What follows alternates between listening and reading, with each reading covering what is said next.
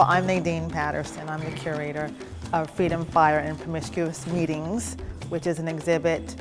It's a companion piece at the Painted Bright Art Center for the play If She Stood by Anne Gordon. And we're part of the Philadelphia International Festival of the Arts. We have eight people working on this amazing exhibit.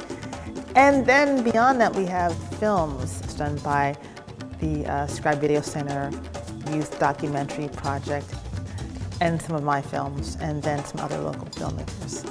And we have short stories that are written by students at the William Penn Charter School. Africa has many ancient cultures in the continent, and I want people to have a sense of what was lost. What was lost? You know, there is the word mirror text of Theodore Harris, which links Nazism to the colonial slave trade.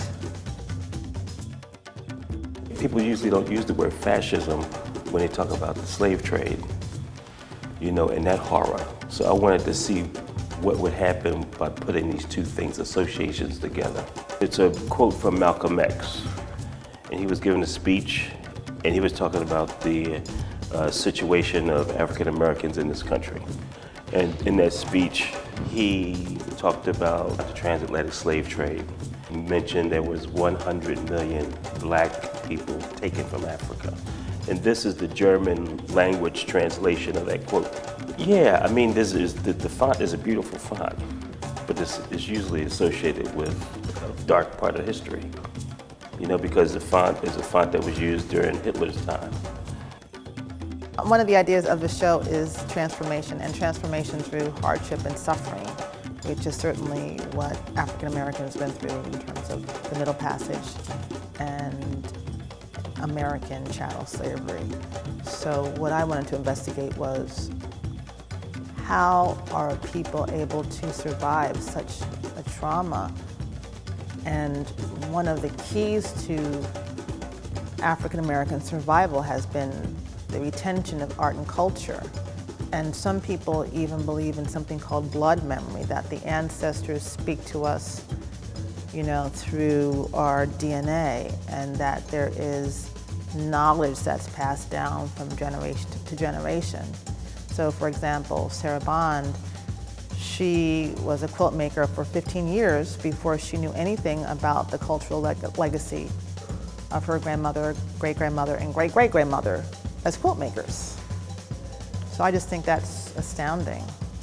When I was in college, I decided that I wanted to make a quilt, and I remember my mother saying to me, "Why are you doing that?" And I said, "You know, I don't really know, but I really feel like I need to do it." So I did. I just found a pattern in a book, and I made a quilt and quilted it over that summer. And then I found out later on at a family reunion that my great-great-grandmother, Jane Arthur Bond, is one of only a few known slave quilters. And I didn't really know that she had been, you know, a quilter. And I did know that my father's maternal grandmother had also been a quilter. And there's a lot of quilters in the Bond family. Well, there are two quilts in the show. One of them is a sampler quilt. And many, if not most of these blocks are contemporaneous with, you know, the 1800s and probably the time when this play is set. And the theory was that there was this quilt code for the Underground Railroad that was used to send hidden messages to fugitive slaves on their way. And of course, Pennsylvania, was very big in terms of abolitionism and in terms of the Underground Railroad. There have been a number of people who have, you know, discounted the validity of the code as an actual code that existed at that time. But still, the blocks, you know, are historically contemporaneous, and it's a nice way to talk about that part of the history of this part of Pennsylvania. It's important to see African people collectively as human beings. And what this exhibit does very well is show the collective genius of people of African descent.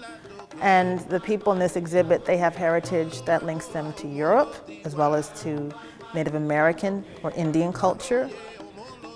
And this exhibit is a mix of all of those things. You know, Toni Nash's Medicine Woman piece is a mixture of the Indian and of the African together in terms of the healing power of womanhood and the mystical ancient knowledge that is buried deep within every woman. I think having that kind of understanding of the complexity of African American identity is very important. My concept was that we wanted to talk about a sense of the female power, that the women were the medicine women and so on. They brought the knowledge and they brought the strength of how to help people. So that's where the power lays. I saw this mannequin and all it was a very contemporary wire. The whole figure was that, sometimes you see them in the window and it's very softic. And I saw this thing and I went, wow. She started talking to me about, no, I want her to look, some chains and some bottles and some things like that. And that's the way she just started flowing. The reason why I thought it was important to show images of contemporary African culture is because we don't know what Africa is like at all. And we're so used to seeing images of starvation, of war, of poverty, of violence, that I wanted to give a sense of what Africa might have been like before the slave trade began. So you see that it is an organized society of human beings who live their life just like us on a daily basis, men, women, children. So often we focus on the negative imagery in African American culture. We focus on the prison industrial complex, we focus on the crumbling urban infrastructure, we focus on the decline of the effectiveness of public education. We have to look at our history in a different way and not see it always as a failure. And we have to see it as something that is a triumphant story.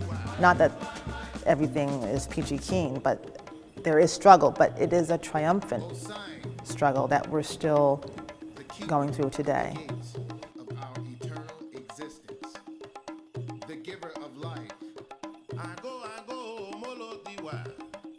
It is his hand that we take to make that spiritual journey.